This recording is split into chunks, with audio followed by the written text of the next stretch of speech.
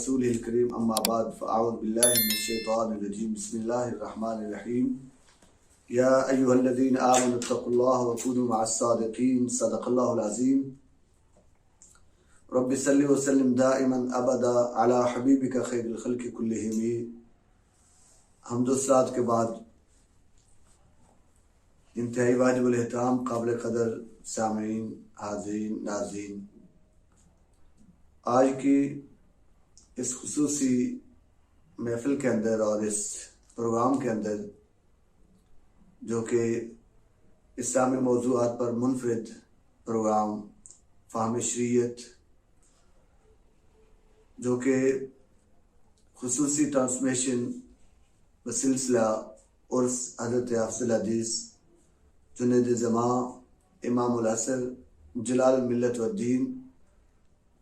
حضرت پیر سید مفتی محمد جلال الدین شاہ صاحب نقشبندی قادری نور اللہ مرقدہ جو کہ آپ پیغام قرآن 92 پر براہ راست دیکھ رہے ہیں، اس کے اندر ہمیں سننے سنانے اور شرکت کی سعادت حاصل ہو رہی ہے۔ ناظرین، میں نے جو آیت کریمہ تلاوت کی ہے، رب تعالیٰ نے اس آیت کریمہ میں فرمایا ہے یا ایھا الذین آمنوا اتقوا اللہ وکونوا مع الصادقین، اے ایمان والو اللہ سے ڈرو اور سچے لوگوں کے ساتھ ہو جاؤ۔ رب تعالیٰ نے ایمان والوں کو مخاطب کر کے تقوی کا حکم دیا اور نیک لوگوں کے ساتھ سنگت اختیار کرنے کا ارشاد فرمایا۔ تو سچے لوگ وہ لوگ جو کردار، سیرت، عمل، معاملات، گفتار، ہر جہت سے سچائی ان کا اوڑھنا بچھونا ہو، ایسے لوگوں کی سنگت کا رب تعالیٰ نے حکم دیا ہے۔ تو ایسے جو سچے لوگ ہیں انہی کی وجہ سے یہ جہان قائم ہے، معاشرہ اپنی جگہ پر برقرار ہے۔ ایسے سچے لوگوں میں سے ایک کامل ترین شخصیت امام العصر جلال الملت والدین حضور حافظ الحدیث پیر سید محمد جلال الدین شاہ صاحب نقشبندی قادری آستانہ عالیہ بکی شریف، آپ کی ذات گرامی تھی۔ آپ نے ایک علمی اور صاحب کرامت خاندان کے اندر 1333 1915 میں اس کائنات ہست و بود کے اندر جلوہ گری فرمائی، آپ کی ولادت باسعادت ہوئی۔ آپ کو رب تعالیٰ نے اپنے دین متین کے لیے منتخب کر لیا تھا، تو آپ نے دین متین کے علوم کے حصول کے لیے جب ارادہ کیا، اپنے شیخ کامل سراج السالکین عمدۃ الواصلین حضرت خواجہ نور الحسن گیلانی رحمۃ اللہ تعالی علیہ آپ کی مشاورت اور آپ کی نگرانی سے جب دین متین کا علم حاصل کرنا شروع کیا، یاد رہے کہ آپ ظاہری بصارت سے محروم تھے۔ بچپن میں ہی کوئی بیماری اور کوئی عارضہ لاحق ہوا جس وجہ سے آپ کی ظاہری بصارت ختم ہو گئی۔ تو آپ کے مرشد گرامی نے اپنے ایک اور مرید مخلص حضرت علامہ محمد نواز کیرانی رحمۃ اللہ تعالی علیہ کو حضرت حافظ الحدیث رحمۃ اللہ علیہ کا ساتھی بنا لیا اور یہ مل کر علم دین حاصل کرتے رہے۔ تو آپ نے علم دین اسلاف کی طرز پر مختلف مقامات پر اور دور دراز کے سفر کر کے حاصل کیا۔ اپنے علاقہ کے جتنی نامور شخصیات تھی ان کے سامنے زانو تلمس طے کیا، پھر امرتسر میں اور اس کے بعد پھر دورہ حدیث شریف کے لیے بریلی شریف میں آپ تشریف لے گئے، اور اس طرح آپ نے علوم کی تکمیل کی، اور جہاں ظاہری طور پر آپ نے علوم کی تکمیل اور فراغت حاصل کی، دورہ حدیث مکمل کیا، بریلی شریف سے مکمل کر کے سند فراغت حاصل کی، اور اپنی کلاس کے اندر بیچ کے اندر آپ نے پوزیشن جو حاصل کی وہ پہلی پوزیشن تھی، فرسٹ پوزیشن آپ نے حاصل کر کے یہ امتحان مکمل کیا۔ جہاں یہ ظاہری علم مکمل ہوا تو اس کے ساتھ ساتھ باطنی طور پر بارگاہ رسالت مآب صلی اللہ علیہ وسلم میں آپ کی پذیرائی اور قبولیت کا یہ عالم تھا کہ آپ کے یار غار اور آپ کے رفیق خاص حضرت علامہ محمد نواز کیلانی صاحب، جو کہ بڑے استاد جی کے نام کے ساتھ حلقہ میں پہچان جاتے ہیں، آپ فرماتے ہیں کہ جب ہم بریلی شریف دور حدیث پڑھ رہے تھے تو ایک وقت آیا کہ حضرت حافظ الحدیث پیر سید محمد جلال الدین شاہ صاحب رحمۃ اللہ تعالی علیہ پریشان نظر آنے لگے۔ کوئی ظاہری وجہ بھی نہیں تھی،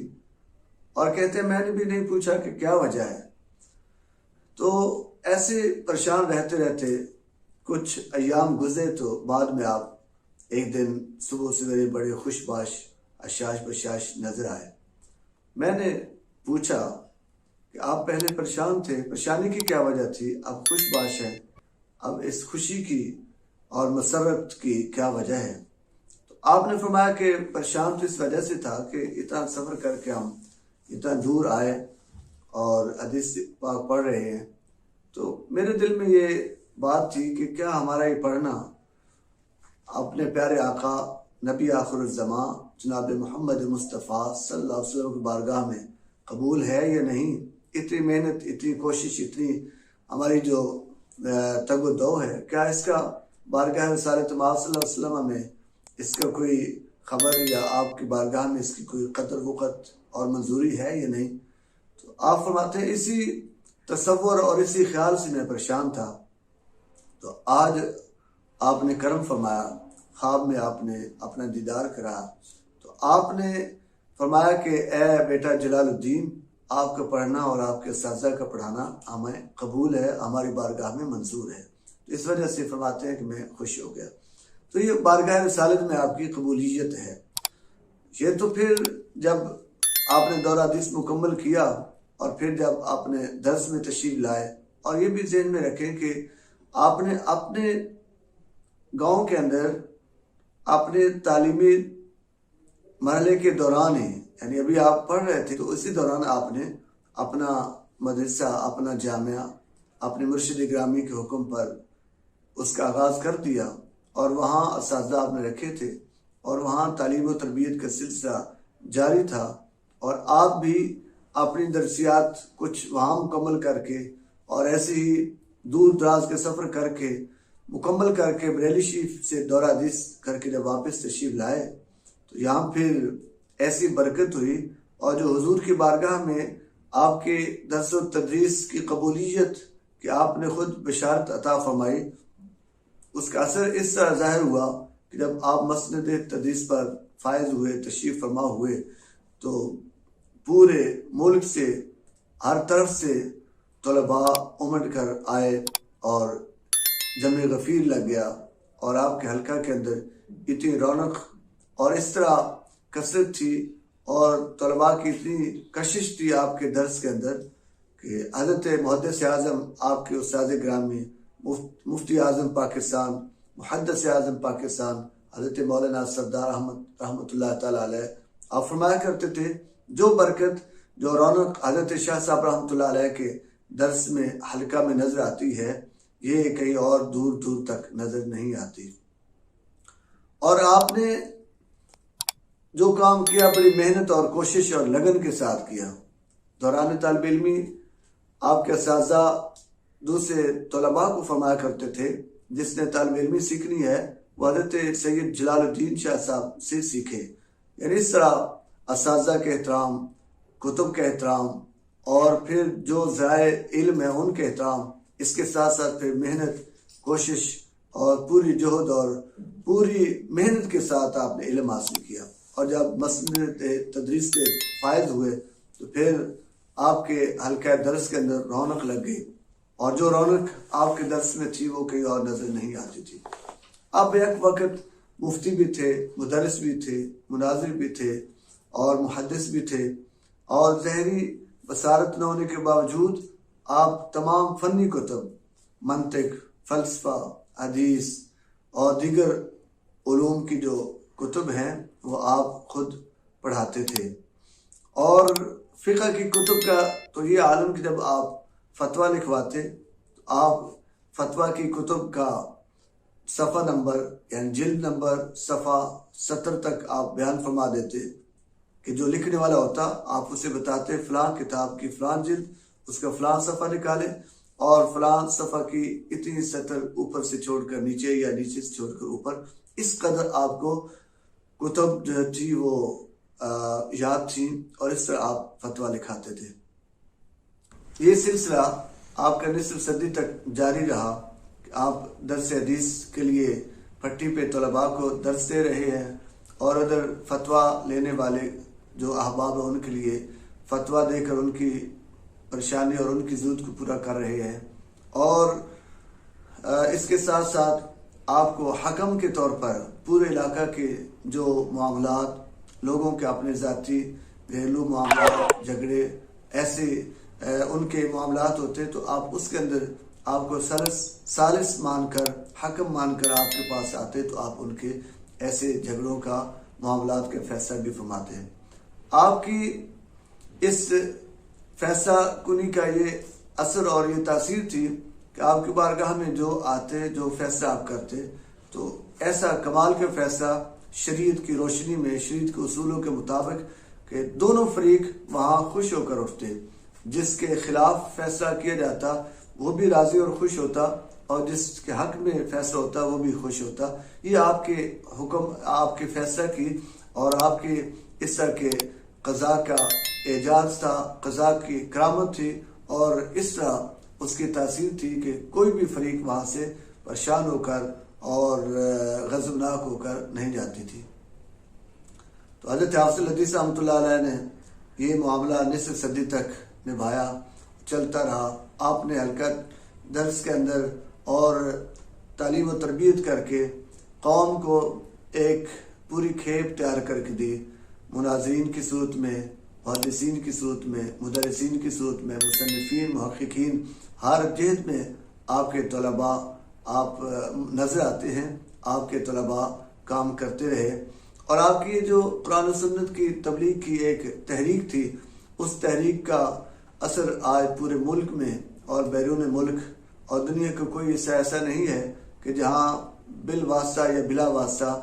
آپ سے فیض یافتگان موجود نہ ہوں یا آپ کی آواز یا آپ کے اسم گرامی وہاں تک نہ پہنچا ہو۔ نصف صدی تک یہ سلسلہ جاری رہا تو آپ کا بالآخر یہ دنیا دار فانی ہے، چھوڑ کر جانا ہے۔ 1985 18 نومبر کو صبح 7:30 بجے نماز عشاء ادا کرنے کے بعد آپ دنیا سے رحلت فرما گئے اور اپنے خالق حقیقی سے جا ملے، اور تا دم آخر درس و تدریس اور خدمت دین کا یہ سلسلہ جاری و ساری رہا۔ اور آپ کی جہاں تربیت یا آپ کی خلوص الہیت کی بات ہے تو آپ کے مرشد گرامی نے آپ کو ایک ہی سبق بتایا تھا، ہر کی کارش از برائے حق بود کار او پیوستہ بارونق بود، کہ جس کا کام اللہ کے لیے ہوتا ہے اس کا کام ہمیشہ بارونق رہتا ہے۔ آپ نے ایک ہی سبق یاد رکھا اور زندگی بھر خلوص الہیت کے ساتھ دین متین کی خدمت کی، اور اس کے فوائد و ثمرات ایک جہان دیکھ رہا ہے اور ایک جہان نے یہ فوائد و ثمرات دیکھے ہیں۔ آپ کے خلوص کا اور للہیت کا یہ عالم تھا اور اللہ کی ذات پر توکل کا یہ عالم تھا کہ آپ جو بھی تحریر لکھتے تو اس کے سر ورق پر یہ لکھتے تھے، اللہ بس ماس واللہ حوث دنیا یوم چند آخر با خدا وند، کہ اللہ رب العزت کی ذات گرامی ہی ہے، اس کے علاوہ کوئی چیز نہیں ہے، اور جو کچھ ہے وہ حوث حرص ہے،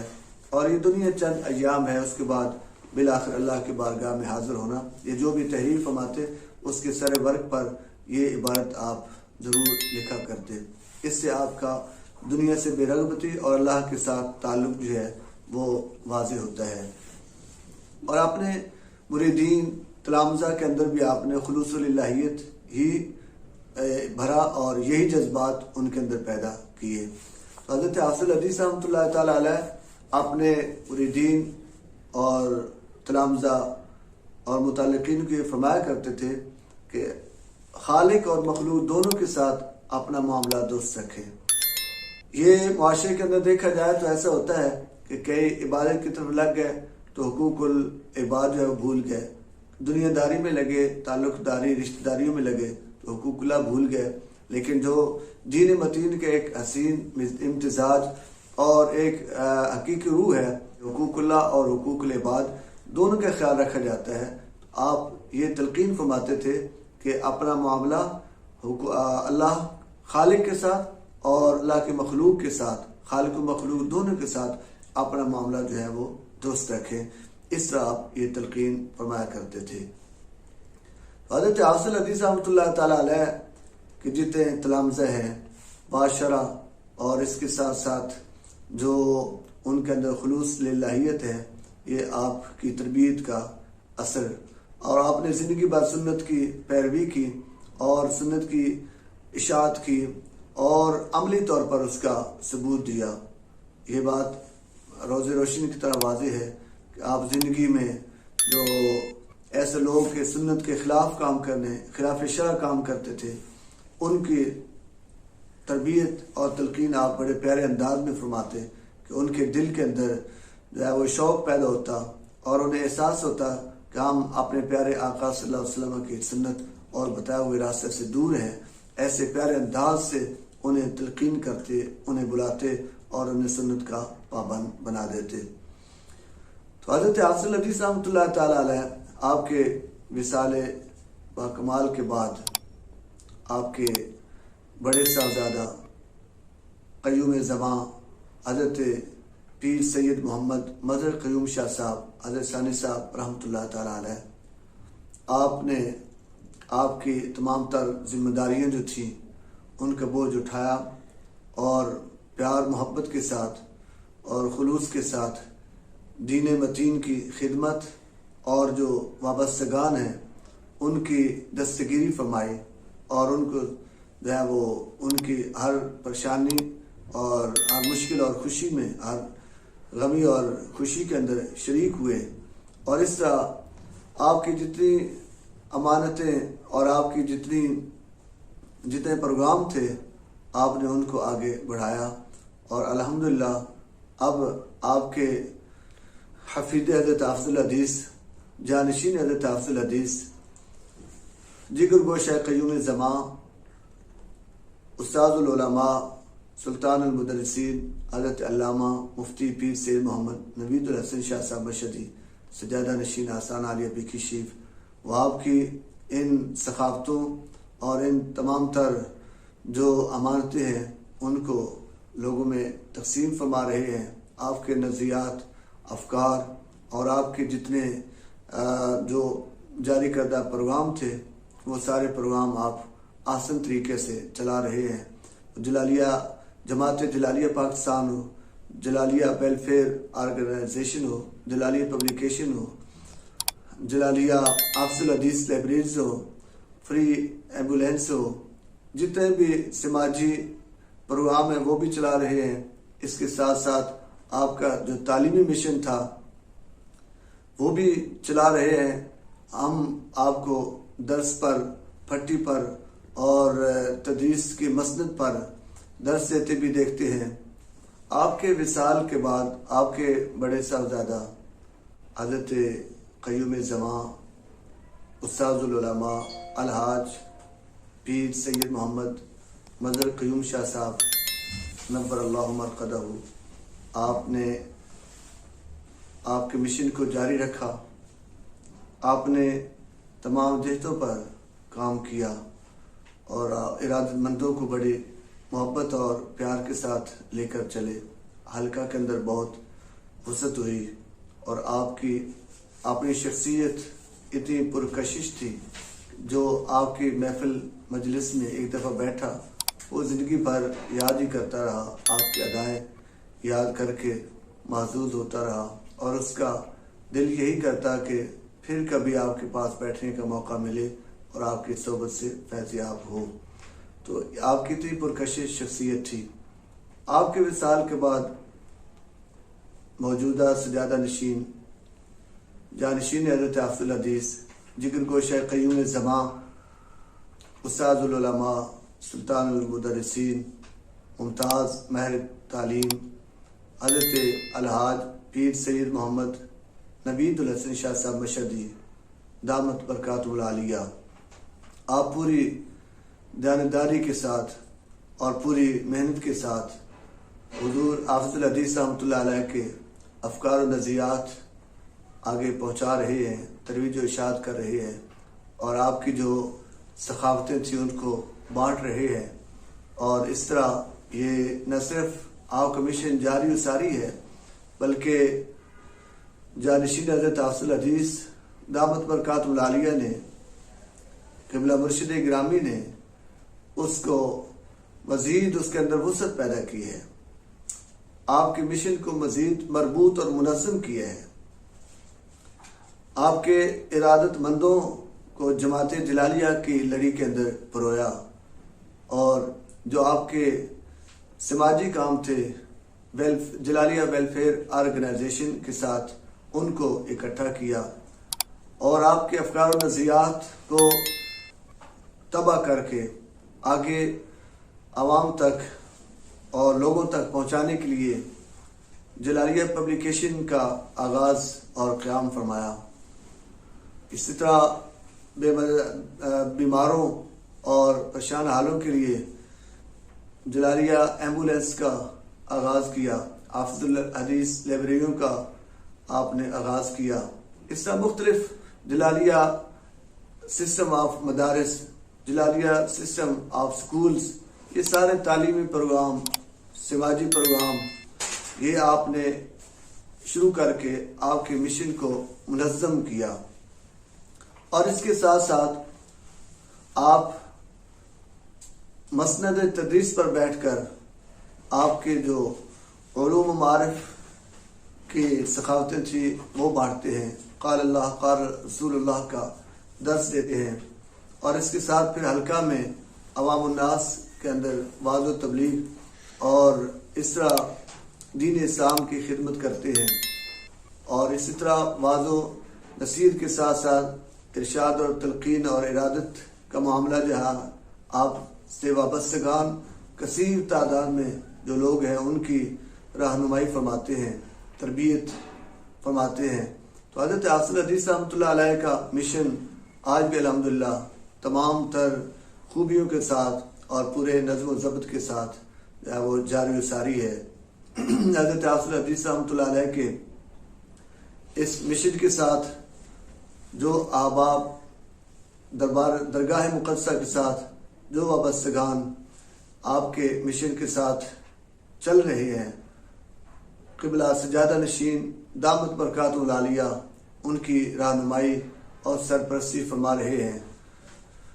تو آپ کا چونکہ وصال 18 نومبر کو ہوا، تو ہر سال 17-18 نومبر کو عرس شریف کی محفل کا اہتمام ہوتا ہے، تو ابھی بھی 18 تاریخ بروز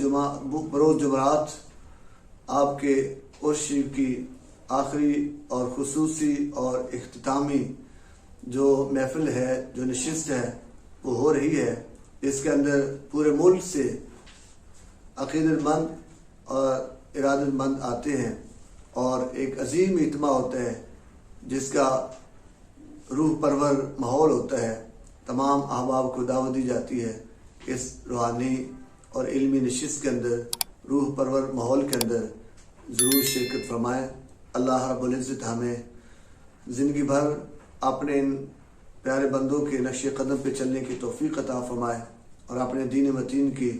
خدمت کی توفیق عطا فرمائے۔ آمین۔ آخر دعوانا